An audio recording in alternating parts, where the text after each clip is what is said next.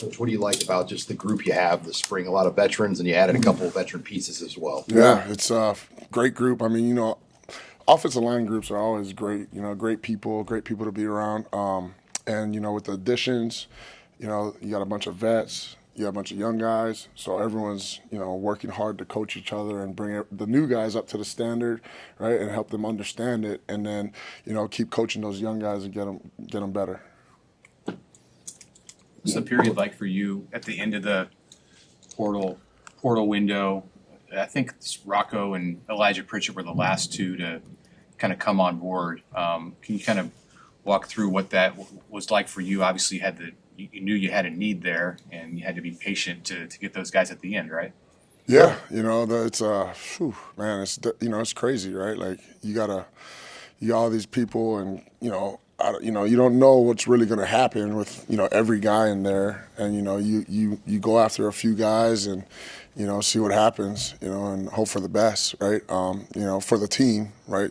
Find guys that's going to help the team win, and we got two guys that came in and took to the standard. Obviously Rocco, played for my mentor, Coach Easton, for 1 year, so he understands what's the expectations when, just from playing for Coach Easton. So he's been a great addition, and obviously Elijah as well. So you had a 2-year starting center who's going to the NFL in Ben. What makes a good center? What are you looking for in terms of components of guys that can take his place and do a good job?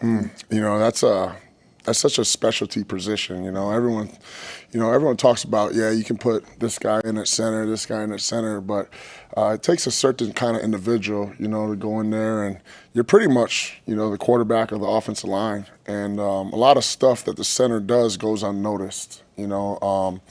You're responsible to make all the calls, right? You're responsible to make adjustments to calls if there's certain situations that come up with defenses. So, you need a guy that's comfortable, right, being vocal, a guy that's, gonna prepare.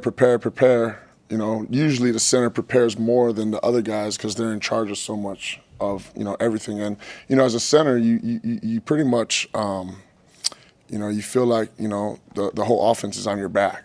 Right, because sometimes those guys make calls that no one notices, and then there's a touchdown, but we know, right? We know how important that is. So that's definitely a specialty position. You look for vocal guys that are, comfortable, doing things that other positions don't really have to do, right? So. I think we all think Sam Sledge is working there. How has his progress been? In the first 2 years, he was kind of working up to this spot. How has he been this spring? Sledge is doing a great job. Obviously having 2 years of experience with the offense and understanding the expectations. He's steadily improving as as a high school guy coming in. That's the progression you go on, right? You just got to keep watering the bamboo. You've got a number of veterans that are out with stuff this spring, but like Gatula and Corcoran and Teddy, what kind of versatility do those guys have when they come back? I mean, as far as could some of those guys play both tackle positions, move on the inside? I mean, when you start to put the puzzle together, how do those guys factor in? Yeah, that's a great question. I mean, building a unit, right, of 5 guys is not always the best 5, right? It's a group of 5 men that's going to work together, and sometimes it might be 6, 7, 8 guys, right? I'm not against rotating guys, so those guys, like you said, have versatility, and we really try to build that through these practices with other guys as well, right? One guy plays on the right for a couple snaps, goes to the left, so because as you progress through college and you get opportunities in the NFL, you're going to have to be able to play both sides. So being able to have those guys, veteran presences, right? Henry's over there too, right? They're out there every day coaching, they're in meetings coaching, and they understand the offense at a high level. So I'm very comfortable with them taking those guys, those young guys, and coaching them up if I'm not around. But yeah, they're doing a great job. Is there a point in the off season when you that's the cutoff to experimenting with guys and you want them to settle in a certain spot, or do you keep moving them around throughout? Week 1. Yeah. But, you just keep building it. Keep building the versatility. You never know, right? Last year, there's some stuff happened, and we had to move some guys around, right? But that's where, you get those reps on task, which gets those guys ready for anything, and you're always looking for the best 5. You mentioned Teddy and Turner. Like, how involved are those guys at all this spring? Are they just kind of coaches on the field? Are they taking part in some things? Yeah, Teddy's doing everything, non-contact. Turner's rehabbing, and whenever they're on the field, they're coaching. I mean, it's awesome, right? Like, I look over and Turner's over there coaching Elijah, right? He's over there coaching Tyler, right? There, and then Teddy's over there. Turner's over there coaching when he gets the chance to be on the field, right? After his rehab and his workouts, right? They get out there and they're boom, right, jumping right in it. So it's just another set of eyes that guys with tons of experience that understand the expectation, the standard, and the offense. Rule was pretty adamant earlier this winter about the importance this spring for your second-year linemen, even some of the third-year guys who haven't had playing time.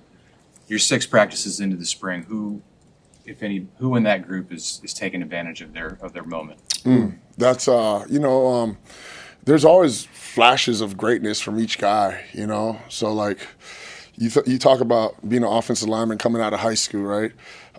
It's the really high level guys, they'll probably play a little earlier, maybe second year than the other guys. I played with Joe Thomas in college, right? He was our left tackle when I was there, and he didn't play his true freshman year, right? One of the most highly recruited kids out of the state of Wisconsin ever, right? Hall of Famer, all that.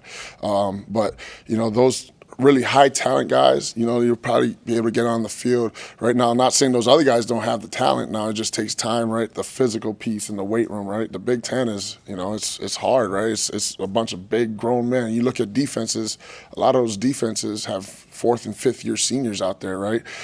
So it's just a progression, right? Like I said earlier, we just got to keep watering the bamboo, and when they're ready to play, right, they'll be out there. One of those guys, Tyler Canuck, I mean, he's been in the program a couple of years. How close is he to taking on maybe that bigger role for the Yeah, Tyler's he's such a great asset for the team first, right? Offensively and then the unit, right? Just his presence, right? His ability to communicate with everybody. He understands how to hold guys accountable, and he's not worried about how people think when he does hold them accountable. So he's a great asset to the team. Tyler's taking huge steps, right? And just like all those other guys with reps on task, you get better and better and better. So we'll just keep progressing, we'll just keep going through the process. And but yeah, Tyler's doing a great job. Cam Jurgens was in, I think, we saw something on social media about him talking to the team. How valuable is it to have a player not only who played here, but a Pro Bowler and a Super Bowl champion talking to your linemen?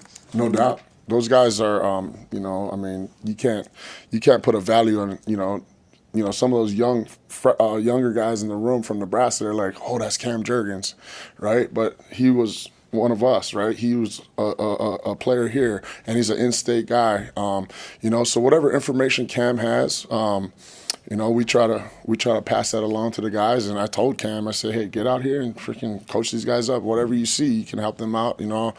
He's just another set of eyes and another voice. What's it been like getting kind of a normal runway with Coach Holderson after he came in and drinking water from a fire hose there the last 3 or 4 games? Yeah, it's great. Communication's been great. Obviously, keeping things simple, right? Mastering a few things here and there. But Coach Holgerson is, I'm just blessed to be, not only with a guy like Coach Holgerson, but just this whole staff, Coach Rue, and everybody else. I mean, it's just, I'm just grateful to be in this position to be able to, work with guys like that. Dana said that a lot of the scheme may stay the same because it makes sense to Coach Rule, makes sense to you. What about it makes sense and encourages you?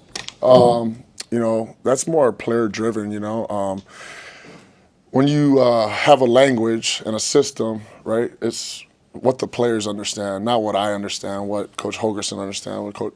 It's what they understand. So Coach Holgerson did a great job of coming in and learning the language, right? There's so many different ways that people call the same play, right? That's football, right? But you go in this system, they call it this, they call it that. And Coach Holgerson came in and just learned what we've been doing the last 2 years. So that's great.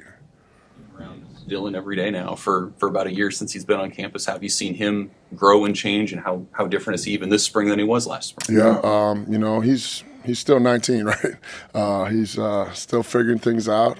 He's still a kid. So, but you can feel his presence a little more, right? Last year we had a veteran, heavy team that he was just trying to gain guys' respect, So notice him speaking up a little more. The work is still the work, right? You either do it or you don't. But I think in that way, I think his leadership, you can hear his voice a little more, so. Thank you. Appreciate it.